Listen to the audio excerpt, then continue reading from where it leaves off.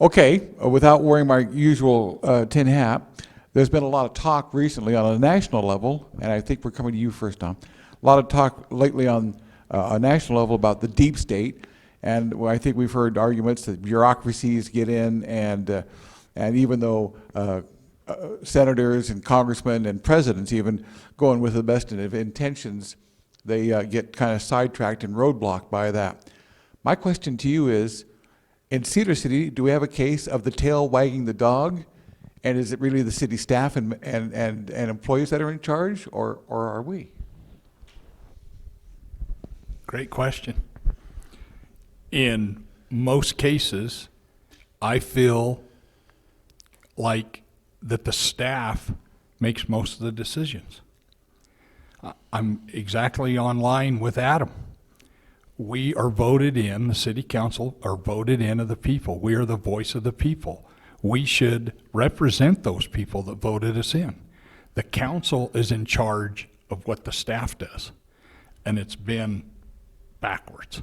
We are definitely tail chasers right now. We're going backwards and around in circles that we shouldn't be. All right, thank you. Tyler? Yeah, it's funny. So I would not use the word deep state in describing our city staff. I do think our city staff in general are very competent and love their jobs and are trying to do good things. I think the issue really comes down to, is the council competent and doing their job, and what is their job? Many people see the council as 5 people that represent the community and get to sit in fluffy seats and vote to approve or deny things. And the council's job truly is to represent the people. As an attorney, I always have to ask myself, who do I represent? Who is my client in this case? Because if I get that wrong, I can sometimes lose my license, right? So I have to know who is the client. And in this case, with the city council, our client is the taxpayer. And we represent the taxpayer, and we need to truly represent them in our decisions. And at times, that will put us at odds with city staff. And I think that's okay. I think, we're all adults, and we can all have open and honest discussions about different priorities, because city staff priorities at times will be at odds with the taxpayer, and that's just a fact of life. But at those times, we can, I think a competent and effective council member can have those serious discussions and sometimes say no.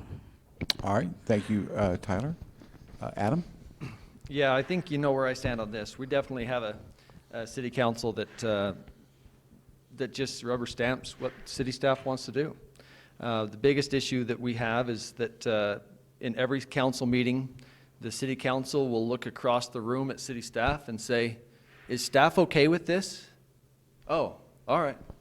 All in favor? And that's just wrong. It doesn't matter what that side of the room wants or doesn't want. They'll propose it. And if they propose it, obviously they want it. And obviously they're okay with it. But is it what's best for the taxpayers? Is it what's best for the citizens?